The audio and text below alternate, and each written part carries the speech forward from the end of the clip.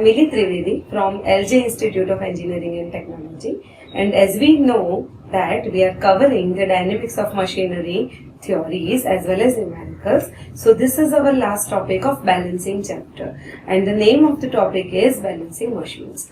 Now students, balancing machines are widely used in so many industries, and as we all know, we have already know about our wheel balancing equipment. So if you don't know anything about your wheel balancing equipment, you have to go at any garage or any service station and you can have and check it. Okay, so this kind of balancing machines were widely used in mechanical industries to balance the system. Okay, so here in our case we are only covering three basic type of balancing machines which are widely used in engineering, particularly in industrial point of view. Now first of all, our topic is of static balancing machine. So here static balancing machine, we are as we see in our diagram, that it is just like the weighing machine type of balancing machine. So with the help of the weight, we can balance any of the system. Now as we all know, in the balancing system, what we often do, so we often balance our system as the mass balancing system. We need to balance the masses only. Okay, so now in our case, let us balance the masses. For mass balancing system, what we have to do, so there is a support. On the support, there is a lever. The lever, which is known as a beam. At one side of that beam, we have to put the weight.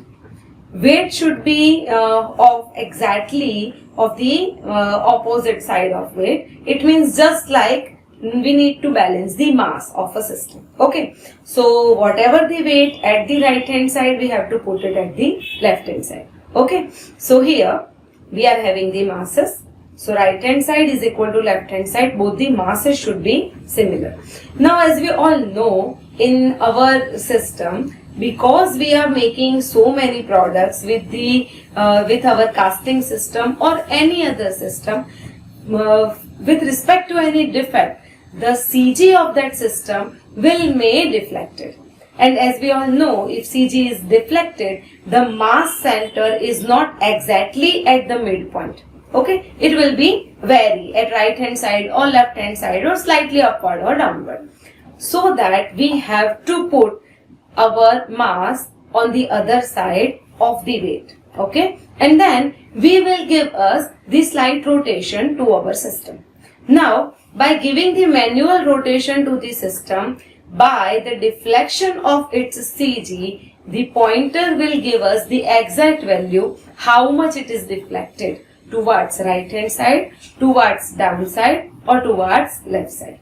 Okay, and by this, by continuously trial and error method, we can easily find out how much the system can be balanced manually. Students, this is originally the manual balancing system. Okay, so it is known as pendulum type static balancing machine.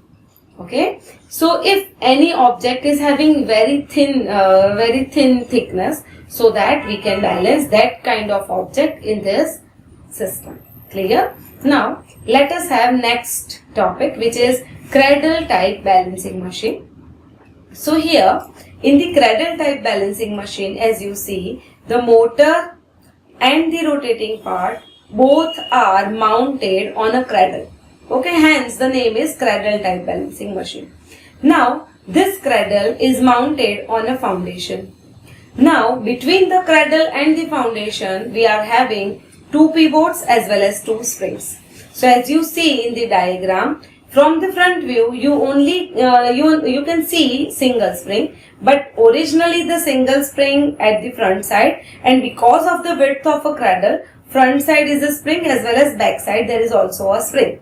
Okay, so that we are having two springs as you see in our side view. So we are having two springs.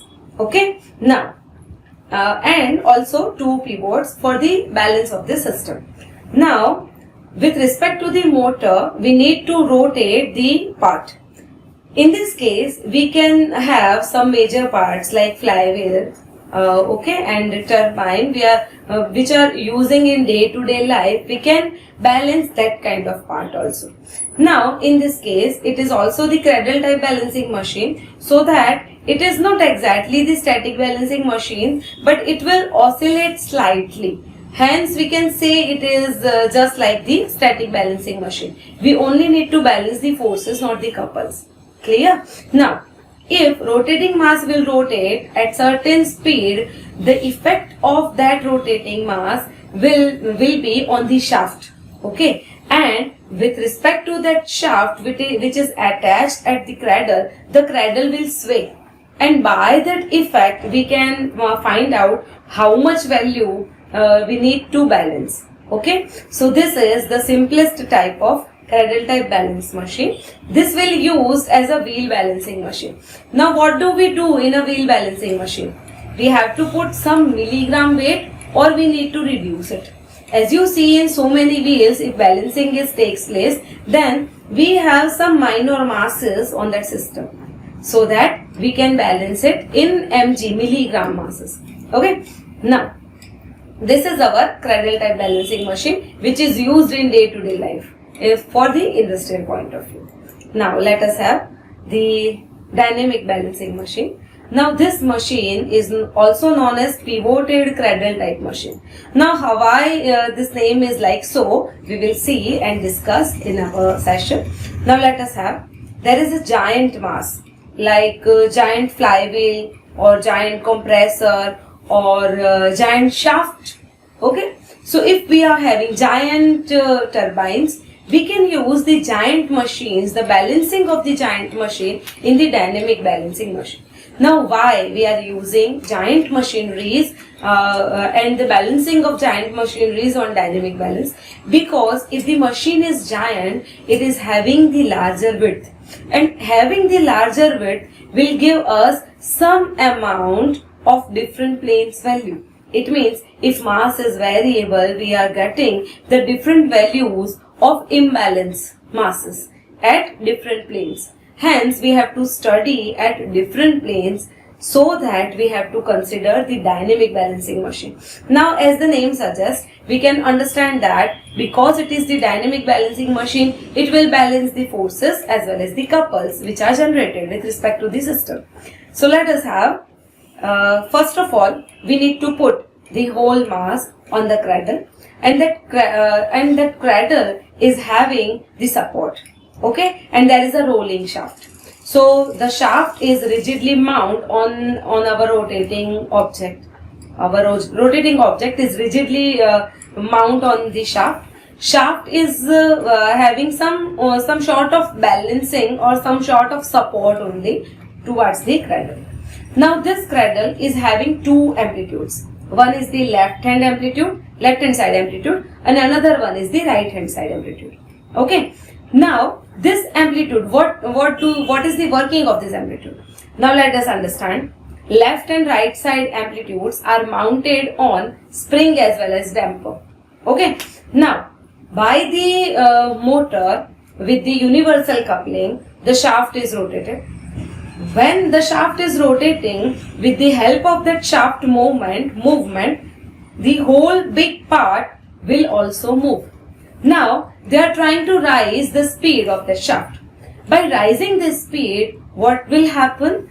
The effect of the forces, imbalance forces, as well as couples, will be on the cradle. And the cradle is mounted on spring and damper, so that it will sway severely. Okay. Now, it is having two pivot. One is the locked pivot, and second one is the free or released pivot. Now, locked pivot will lock itself. It means it will represent as a reference plane. Now, released pivot will give us the exact value of that particular portion, if it is balanced or not. Okay. So here we have to, first of all, we have to lock one side of pivot. Let us say right side pivot we have to lock. Then we have to move our released pivot point by point or place by place. And then we can get the values how much amplitude, by how much amplitude the system is imbalanced, and that amplitude is measured in left side indicator, amplitude indicator. And what is that amplitude indicator indicate? The amplitude of the motion. It means the displacement x. Okay. Now, then after that we have to lock the left hand side pivot, and by locking that left hand side pivot we have to move our right hand side pivot, and we'll get the different values at different points. Okay, and all that things are mentioned or measured in the right side amplitude indicator, as well as it will also give us the amplitude value. It means the displacement value, right? By that calculation and by the help of the advanced system, we can directly measure that if the mass should be added or removed. Okay. Now, if we need to add some mass, then what we have to do? We have to put that particular mass on a particular position in x, y or z direction, on a particular position, and we need to fix it. Okay. It is not like the magnetic mass we need to put. We have to fix the mass by nut and bolt because they are giant wheels. Okay. And if we want to remove the mass, then what we have to do? We have to drill it out and remove the mass as it is. Okay. Because they are giant wheels, and because they are like this, we cannot make and melt and again do casting and everything, you know. Hence, we have to just remove and add the mass according to our requirement. Clear? So, this is the dynamic balancing machine, which is very, very, very important for the designing and balancing of flywheel or Pelton wheel turbine or Kaplan turbine or any other turbine you have studied in your previous subjects. So, it is just like this. If you have any query, you can ask me. This topic is very, very, very easy. If you read it once, you will get it. And in so many books, it is elaborated very well. Okay. Thank you.